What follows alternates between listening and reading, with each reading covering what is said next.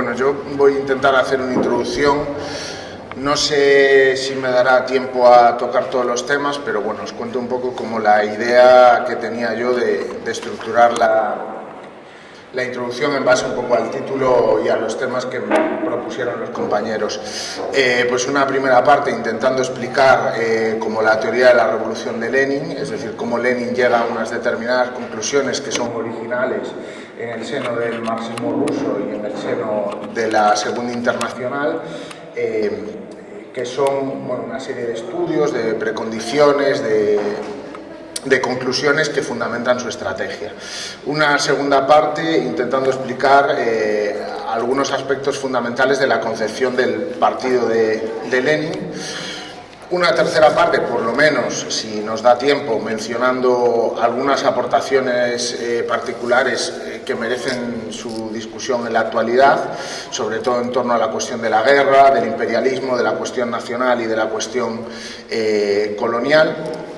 Y una cuarta parte más breve, pero que si no da tiempo podemos retomar en las conclusiones, un poco los límites del Lenin ruso, sus últimas reflexiones y las diferencias fundamentales que existen entre esa primera caracterización que hacíamos de la teoría de la revolución de Lenin y el proyecto de revolución en Occidente, por supuesto, llegando a nuestro querido Antonio Gramsci. Entonces, bueno, voy a ir empezando con esa primera parte, ¿no?, de cómo fundamenta Lenin su estrategia revolucionaria y cómo se explica Lenin en su contexto, ¿no? Hay que tener en cuenta que la sociedad rusa era una sociedad extremadamente particular.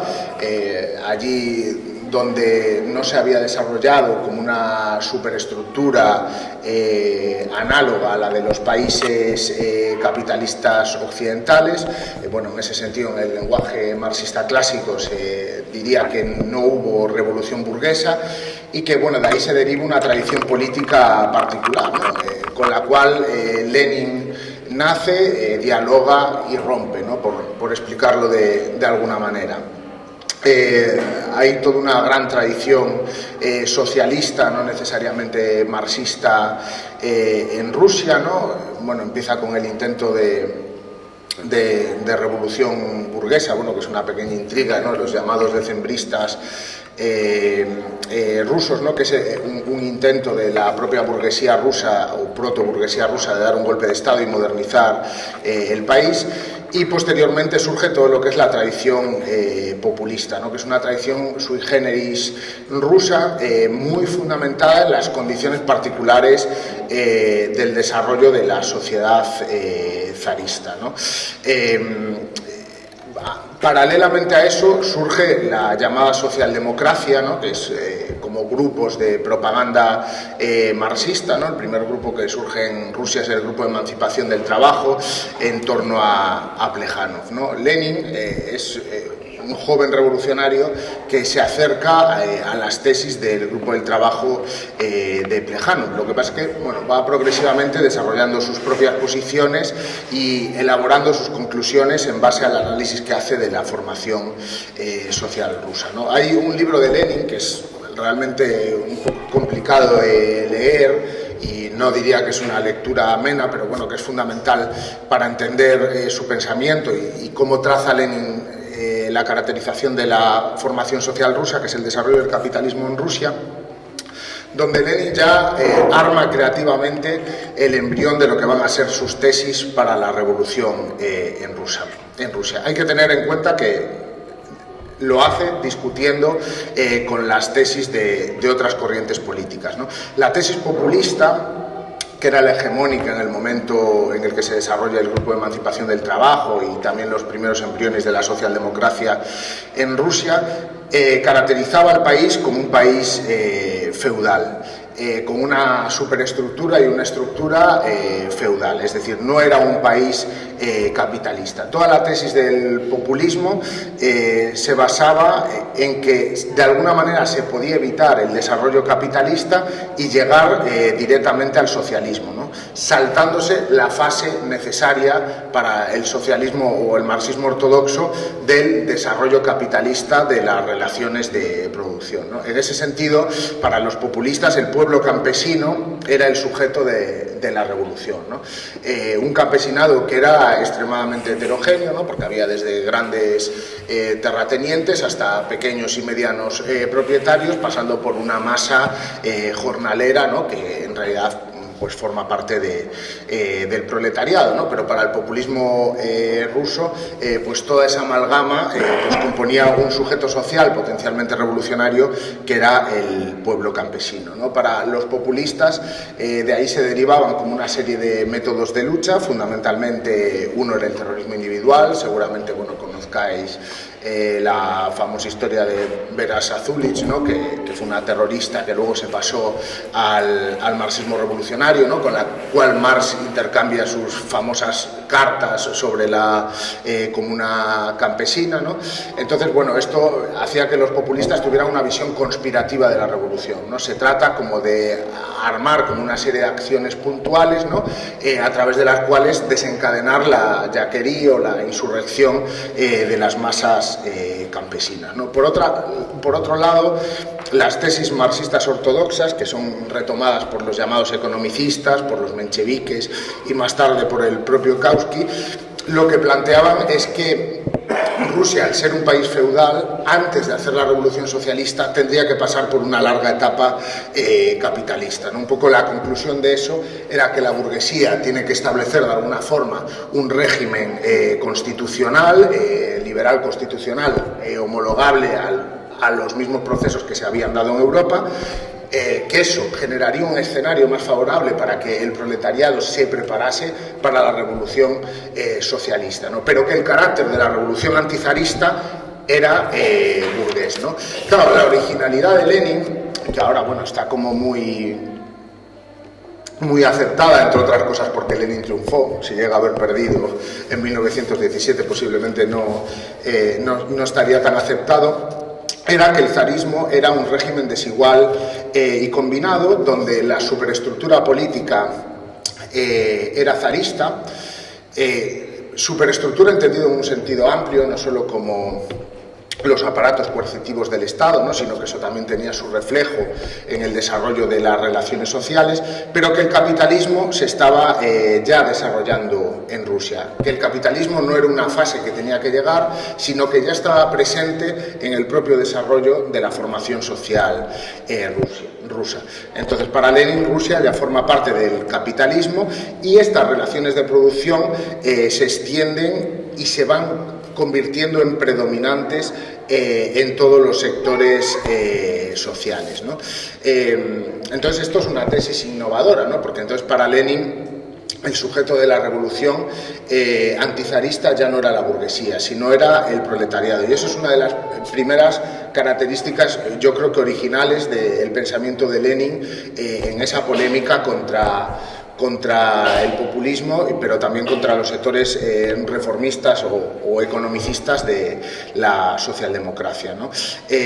Un proletariado extremadamente particular. De hecho, por ejemplo, una de las características de todo el pensamiento de Lenin es que siempre asocia el proletariado a los grandes batallones concentrados en torno a las grandes fábricas de Petrogrado y de Moscú. Es decir, en Lenin no hay ningún tipo de pensamiento populista del proletariado.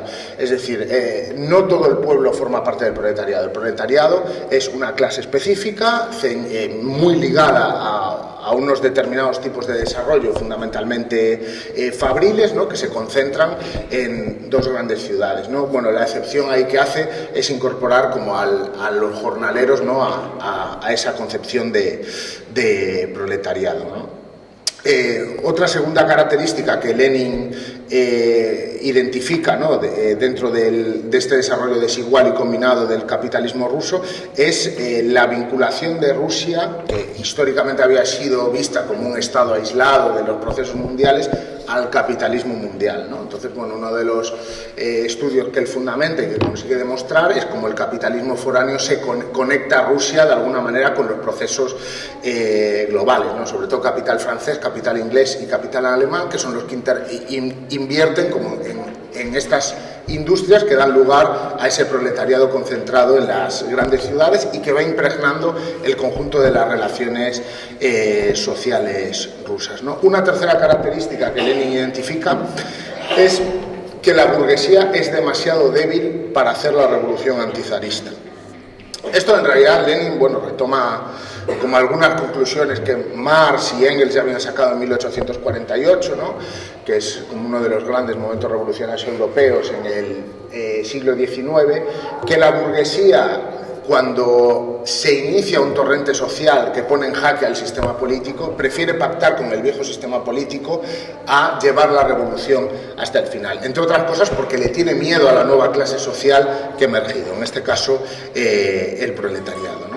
Y el cuarto aspecto que identifica Lenin y que fundamentará toda su estrategia posteriormente y que luego explicaremos un poco mejor, es el papel intermedio, contradictorio y subalterno de las clases campesinas, ¿no?, que Lenin identifica como heterogéneas, ¿no? Entiende que hay diferentes facciones de clase en torno a eso que hemos llamado campesinado, pero que es fundamental que el proletariado en un país, ¿no?, de las características de Rusia, donde el campesinado sigue siendo la mayor parte de la población, que el proletariado arrastre al campesinado, o por lo menos una facción importante del campesinado, al lado de la revolución, ¿no? Entonces, bueno, estas son un poco las particularidades del análisis de Lenin que lo distinguen un poco del resto, mucho, ¿no?, del resto de corrientes socialistas de Rusia, ¿no? Es el proletariado el que tiene que hacer la revolución contra el zarismo, ¿no? Porque aunque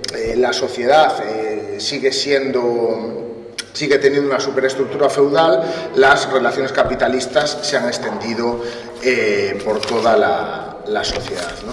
Es muy interesante como esta idea de un proletariado minoritario que tiene que constituirse políticamente como clase en clave hegemónica, es decir, que tiene que ser capaz de establecer una alianza que arrastre a sectores que no son del proletariado pero que forman parte de las clases subalternas en la conformación de un bloque político que sea capaz de derribar al zarismo, ¿no? Un poco, bueno, esa es la concepción que tiene Lenin de la revolución una vez ha desarrollado y analizado como las particularidades de la formación social rusa, ¿no? En la segunda parte, bueno, vamos a intentar explicar cómo Lenin deriva su concepción del partido de estas condiciones dadas por parte de la formación social rusa, ¿no? A ver, para Marx el partido era fundamentalmente la clase constituyéndose como sujeto histórico, ¿no? De hecho, comúnmente se conoce la concepción de partido de Marx como partido histórico, ¿no? Es decir, a través de la lucha de clases, el proletariado va constituyéndose como partido independiente de las otras clases. En ese sentido, para Marx y para Engels, el partido como estructura orgánica era una cuestión efímera, ¿no? De hecho, la militancia partidaria de Marx y de Engels es bastante discontinua, ¿no? Empiezan, bueno, militando en la Liga de los Justos, que posteriormente es la Liga de los Comunistas, luego hacen su experiencia en la Primera Internacional y pasan buena parte de su vida militante desvinculados de organizaciones políticas concretas, ¿no? Es verdad que la Segunda Internacional y sobre todo las aportaciones de Kautsky, de Bebel, de Liebknecht y bueno, de las grandes figuras del socialismo alemán aportan como un nuevo giro de tuerca a la concepción marxista de partido, ¿no? El partido ya no es simplemente un proceso de conformación de la clase, sino que es una organización concreta, una organización estructurada, una organización determinada. Es una organización de masas, porque obviamente está vinculada orgánicamente a la representación y a la actividad del proletariado, y fundamentalmente el partido asume como un rol educador, un rol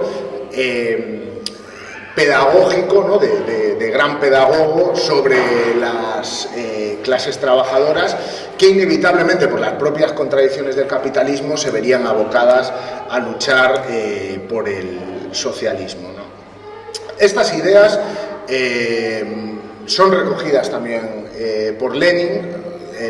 Hay un libro de Lars Lee que bueno, ahora una pequeña editorial que se llama Exáticas, no sé si lo voy a pronunciar bien, acaba de publicar en español, pero bueno, también hay una traducción circulando por ahí de una universidad argentina. Bueno, lo que demuestran es que la vinculación entre Lenin y la Segunda Internacional, sobre todo la idea de que Lenin era como el sector más consecuentemente revolucionario e internacionalista de la Segunda Internacional, y que no hay un proceso de ruptura abrupta sin recoger el legado de la Segunda Internacional, es bastante convincente, ¿no? Pero creo que esto no debería como anular como la idea de que Lenin hizo aportaciones propias, ¿no?, a la concepción del partido, y que de alguna manera revoluciona como la teoría marxista del partido político, ¿no? En ese sentido, claro, la aportación que podríamos decir que hace Lenin es la del partido como estratega, ¿no? Recogiendo como esta idea de la socialdemocracia, ¿no?, de que el partido es fundamentalmente o tiene como objetivo fundamental la fusión entre el socialismo, es decir, los grupos activistas que buscan transformar la sociedad capitalista, y el movimiento obrero, es decir, la capacidad que tiene la clase obrera espontáneamente de oponerse al sistema capitalista. Claro, la visión de Lenin rompe con la visión de Kautsky y la Segunda Internacional en una serie de cuestiones. El partido para Lenin es un partido de clase basado fundamentalmente en la organización del proletariado, pero que también es capaz de ejercer de tribuno para todas las clases oprimidas por la sociedad zarista. Esto es una frase que literalmente pone en el quehacer, que el militante revolucionario es ante todo un tribuno de los oprimidos, ¿no? Eso abre el camino a otra concepción de la militancia política revolucionaria para los marxistas.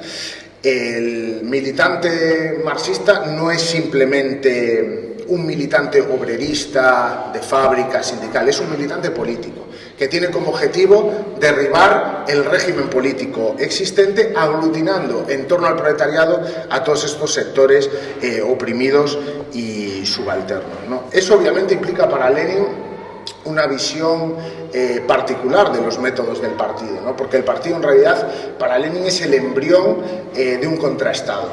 En ese sentido, ¿cómo se puede explicar? El proletariado tiene que hacerse con todos los saberes a los que no tiene acceso en la sociedad capitalista, en la sociedad burguesa. Por lo tanto, el partido tiene que profesionalizarse, no en un sentido de estar formado por liberados profesionales, simplemente eso sería la superficie de la idea, sino ser capaz de absorber todas las ideas que la propia sociedad ha generado para ser capaz de transformar la propia sociedad, ¿no? Y conformarse como Estado Mayor de la revolución y embrión de gobierno de todas las clases subalternas, ¿no? Eso implica que cuando lees a Lenin hay un montón de escritos que son tremendamente obsesivos sobre los métodos de trabajo, cómo hacer el periódico, cómo mejorar nuestros métodos, porque para Lenin la idea no era que el proletariado no era revolucionario, sino que los revolucionarios no estaban a la altura de un proletariado que sí que era revolucionario, ¿no? Entonces, el quehacer y otros textos similares no son textos que vayan dirigidos, por así decirlo, contra la incapacidad revolucionaria del proletariado, sino más bien contra la incapacidad de los socialistas revolucionarios de aprovechar las potencialidades revolucionarias de la clase obrera. En ese sentido, para Lenin es muy importante ese rol de liderazgo que le atribuye al partido y al proletariado, en el sentido de dotar de libertad política a todos los sectores oprimidos, ¿no? Claro, en ese sentido, bueno, es verdad que Lenin a veces utiliza expresiones un poco provocadoras, ¿no? Como toda esta idea de introducir la conciencia desde fuera, pero creo que no se debe leer como una predisposición negativa hacia la capacidad espontánea del proletariado y de la clase trabajadora, ¿no? Sino más bien una exigencia a los propios revolucionarios para aprovechar mejor esas potencialidades revolucionarias de la clase obrera. Obviamente, cuando hablamos de partido estratega, yo creo que implica una ruptura con Kautsky y con la ortodoxia oficial de la Segunda Internacional, en el sentido que en realidad la Segunda Internacional y Kautsky lo que pregonaban era una especie de radicalismo pasivo, como dijo Pannekow, ¿no? Es decir, mantenemos formalmente la ortodoxia marxista, pero la revolución no va a ser fruto de la acción subjetiva del proletariado, sino fruto de las contradicciones intrínsecas del sistema capitalista.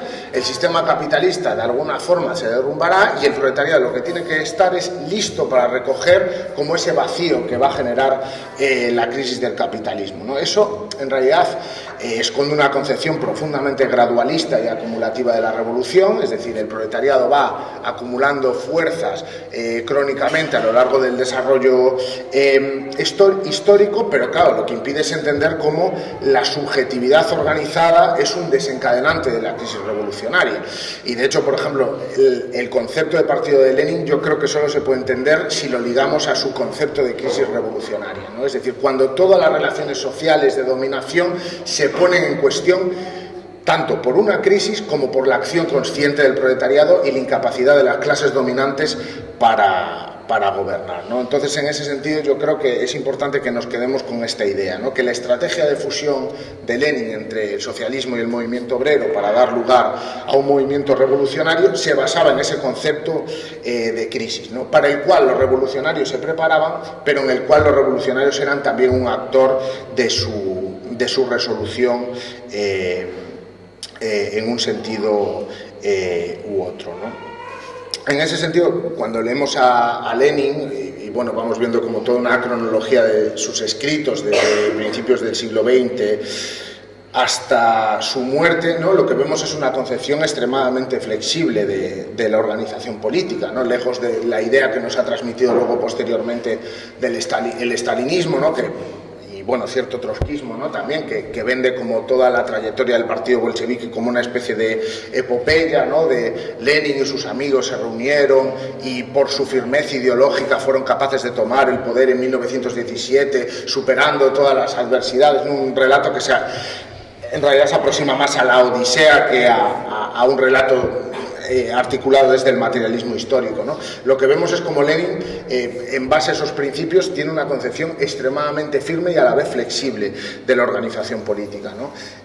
Capaz de cerrarla en los momentos de reflujo. Bueno, todo el famoso debate con Markov en torno a los estatutos tenía que ver con la idea de necesitamos formar un núcleo definido en base a ideas claras y luego una gran flexibilidad en el terreno de la apertura en momentos de auge de la lucha de clases y momentos de la revolución. O sea, si tú vas viendo como el número de adherentes del partido bolchevique es extremadamente flexible en función de la lucha de clases, ¿no? En algunos momentos el partido representa a una gran masa de la clase obrera y en otros momentos representa a lo que, bueno, nominativamente se ha llamado la vanguardia, ¿no? Entonces, esa combinación entre la idea de formar un núcleo cualitativamente revolucionario, pero a la vez la idea de que el partido bolchevique, en este caso el Partido Socialdemócrata, tenía que ser un partido de masas, tenía que ser un partido que representara a toda la clase obrera, está muy presente en Lenin y yo creo que, bueno, articula una dialéctica original de la política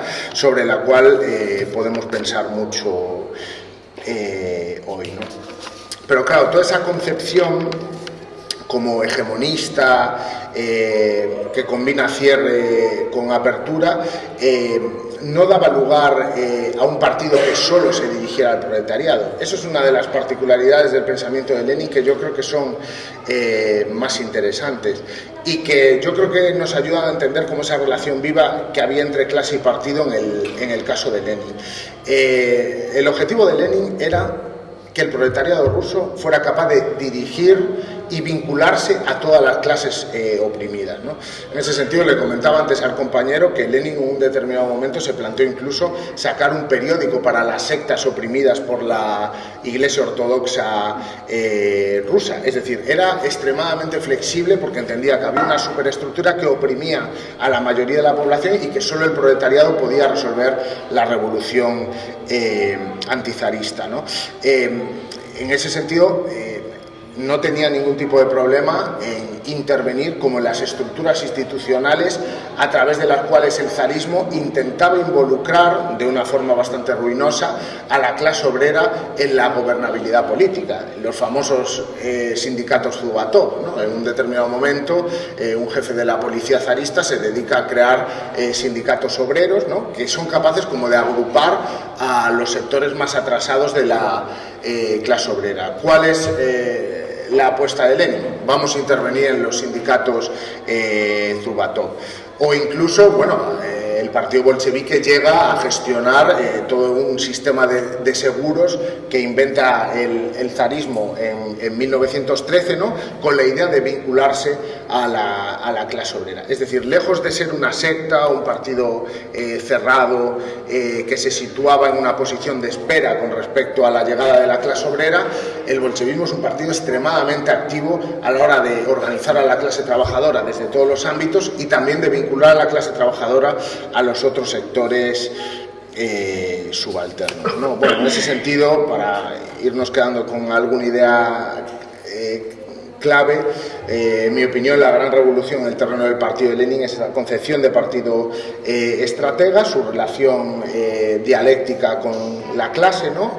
En donde reconoce como la necesidad como de una dirección política encarnada en el partido, pero que también entiende que la propia clase trabajadora genera sus propias instituciones y que esas instituciones son plurales y pueden ser el embrión de un Estado alternativo al Estado zarista, ¿no? En ese sentido, bueno, para Lenin los soviets no eran una correa de transmisión del partido, sino que eran una estructura generada por la propia clase donde se expresaban diferentes sectores y funcionaba de alguna manera como, bueno, el propio Lenin y Trotsky dicen, como un parlamento obrero, ¿no? Donde se expresan todas las tendencias y los revolucionarios bolcheviques trataban de ganar la mayoría, ¿no? Yo creo que eso es importante para entender la concepción pluralista que anida en el concepto de partido de Lenin y también las formas de expresión de clase plurales y su concepción de democracia socialista, ¿no? Que, bueno, luego obviamente no puede aplicar pues, por las condiciones de contrarrevolución en Europa y también las condiciones de contrarrevolución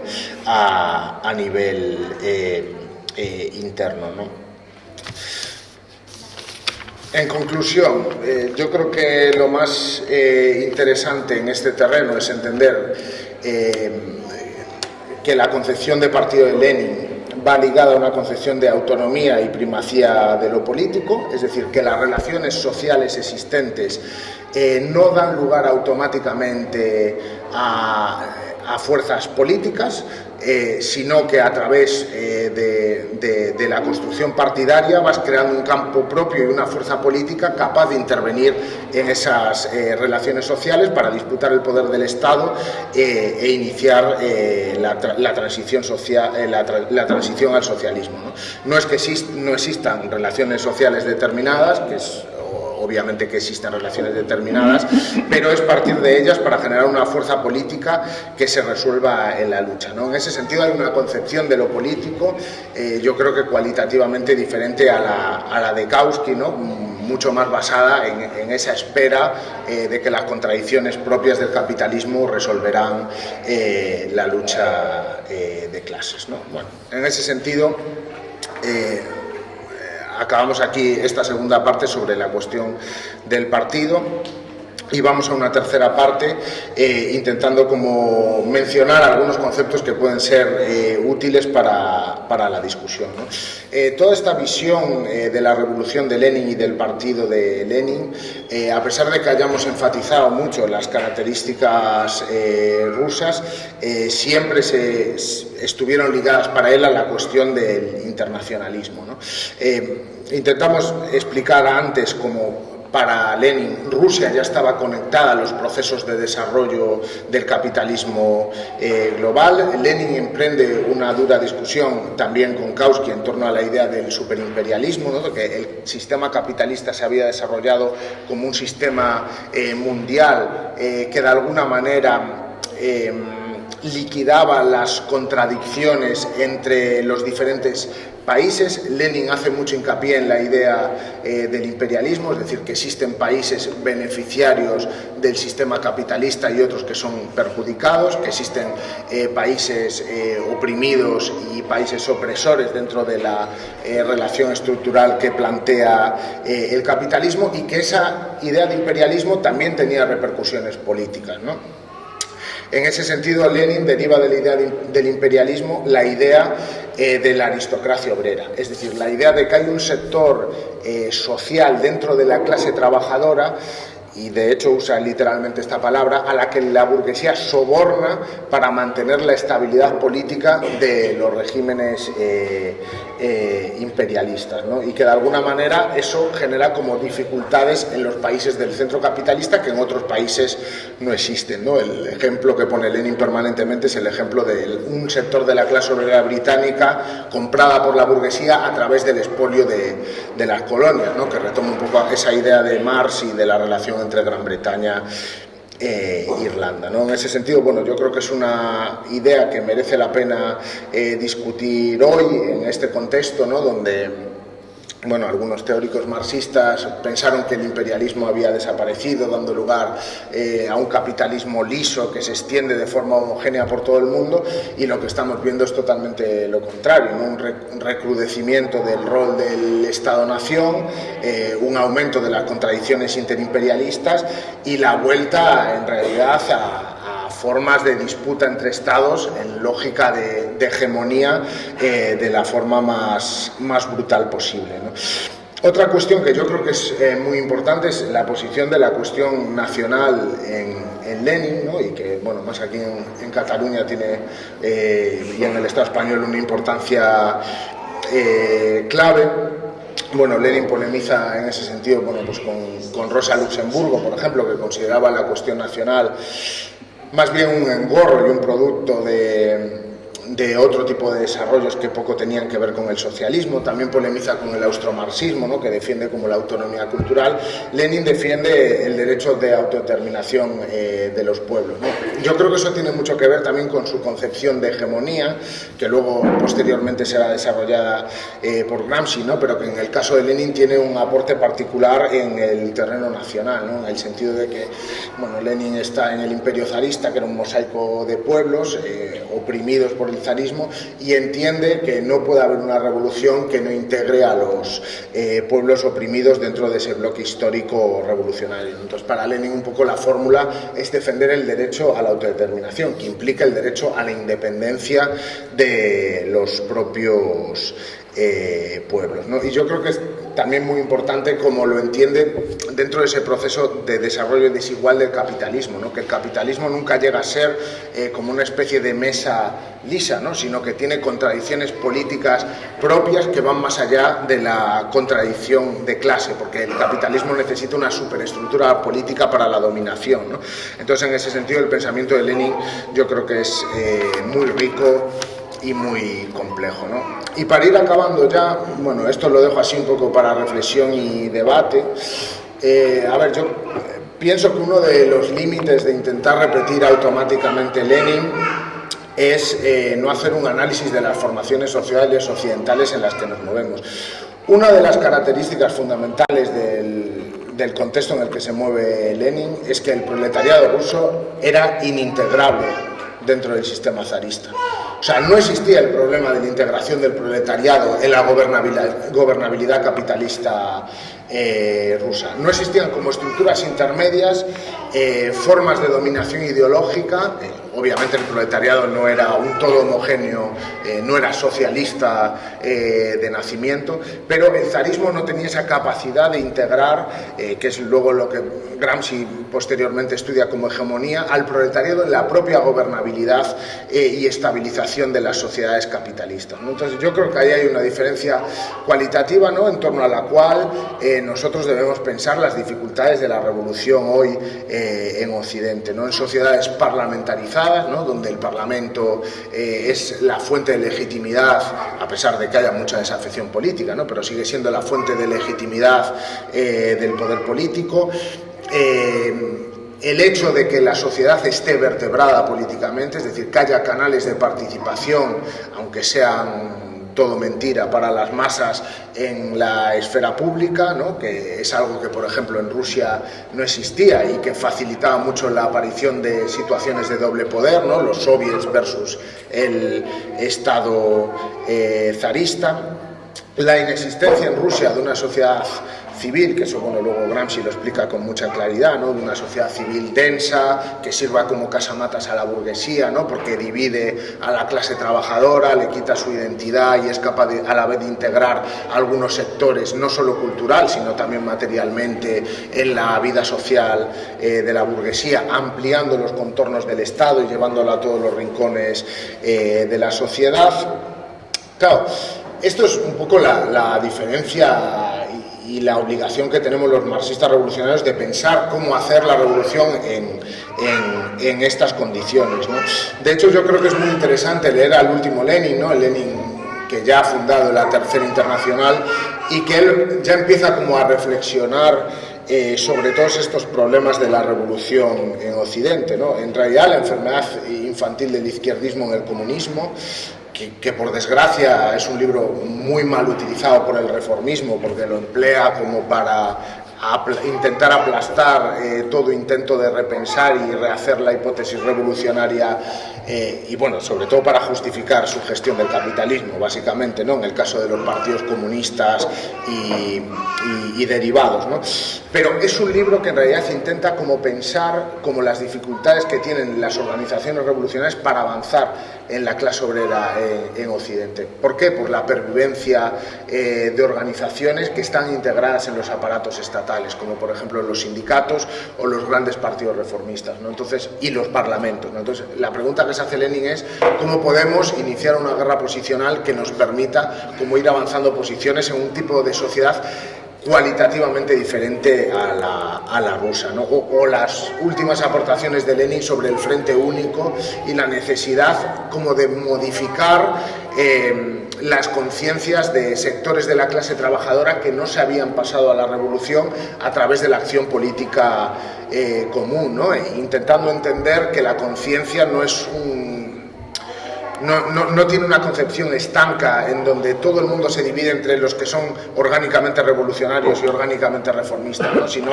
que hay flujos, reflujos, estadios intermedios, etcétera, etcétera, ¿no? Entonces, bueno, yo lo dejo un poco ahí. Vamos, en resumen, yo creo que las aportaciones de Lenin son fundamentales para enfrentarnos a los retos que tenemos hoy, su método, su espíritu, también sus ideas y también su concepción de la política, sobre todo esta idea de la primacía de lo político y la política como arte estratégico, ¿no?, que decía nuestro querido Daniel Ben Said, pero creo que también tenemos la obligación de no convertirnos en meros apologetas de Lenin, ¿no?, sino estudiarlo para afrontar pues unas condiciones muy diferentes a las que afrontó Lenin. Y bueno, ahí lo dejamos.